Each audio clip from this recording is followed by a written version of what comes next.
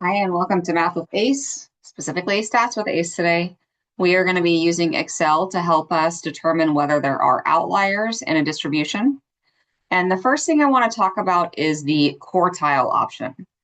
So the way that I teach and have been instructed for quartiles is that you do not include the median value. So when you're creating a distribution and you're trying to determine the median, you order your distribution and you find the middle. And then that middle splits your distribution into two parts. You find the median of the lower half for the first quartile, and you find the median of the upper half for the upper quartile. And the way that Excel calculates things doesn't always line up with that.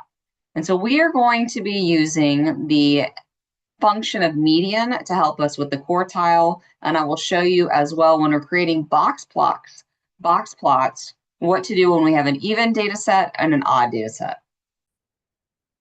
Excel has three quartile functions. One is just quartile, one is quartile.inc, and one is quartile.x, where inc is inclusive, including the minimum and the maximum, and x is exclusive, not including the minimum and the maximum. But that's going to return different values depending on whether you have an even number in your data set or an odd number in the data set. So the best method for us is going to be, and the way that I calculate is going to be sort your data, find the median. That's going to split your distribution. Find the median of the lower half and find the median of the upper half. And that is going to be your quartiles. So that's what we're going to do today. So for these 11 salaries in this problem, we're going to calculate the IQR and determine if any salaries are outliers, and salaries in dollars. So essentially, we're going to find the 5-number summary, minimum, maximum, Q1, Q3, and median. And then we're going to determine the fences for outliers and see if anything is above that. So we're going to do functions, median function, we're going to do minimum function, maximum function. We're going to do some calculations with subtraction, multiplication, and addition. And then we're going to test a true false to determine whether something is true or not when we're determining outliers. So I'm going to enter these values.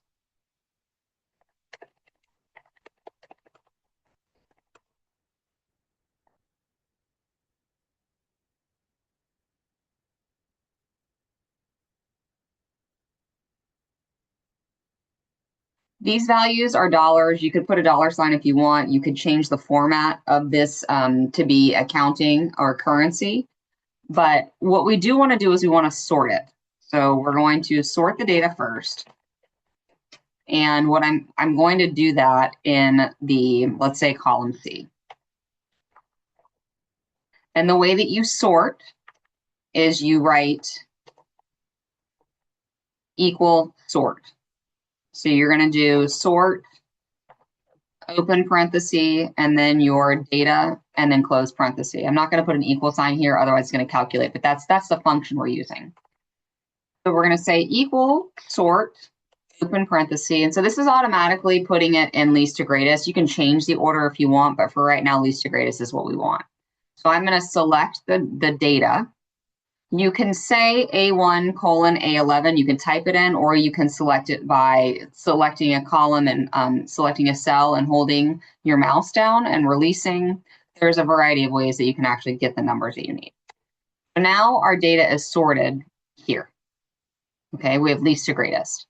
So we're going to do minimum functions, which is min, and then your data. We're going to do maximum, which is max with your data. And then we're going to do the median, which is median with your data. And all of these need equal signs and actual data values. And then we're going to do the median of the upper half and the median of the lower half. We're going to calculate the IQR, which is just Q3 minus Q1.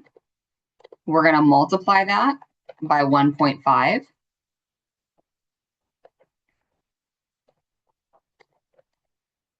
And then we're going to do the first quartile minus that value. And that's going to be your lower fence. And then we're going to do Q3 plus 1.5 times the IQR, which is going to be your upper fence. And anything below the lower fence or above the upper fence is considered an outlier. So we sorted the data. We've done that. Okay. Now what we want to do is find the minimum. So I'm going to write out the 5 numbers summary that we're going to be calculating just so we can have them all in one place. Okay. So the minimum, we say equal men, and then the data that we're talking about is here. Now notice it said C pound. So it took everything that was in C. It was smart enough to select that. That's in the online version. If I selected A pound, it's the same. It's just that the data is ordered for us. Maximum is equal max, open parenthesis. So I can say C pound, and it's going to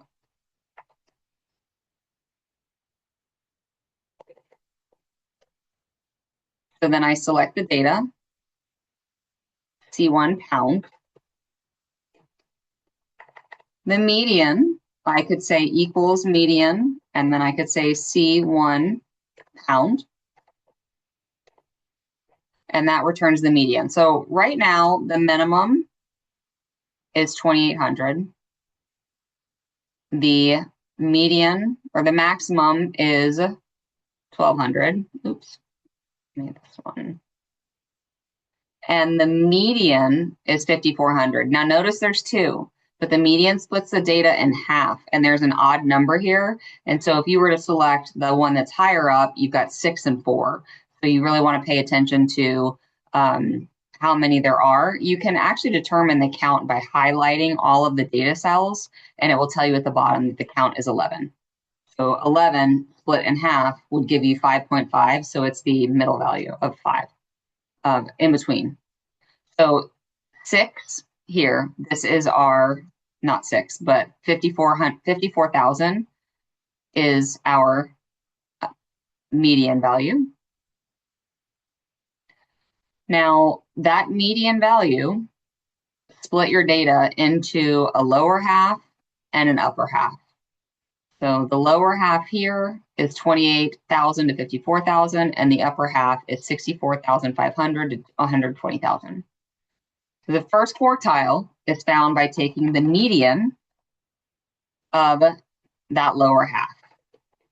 We're not using quartile functions. And the third quartile is found by taking the median of the upper half. Okay. Now I have my 5 number summary.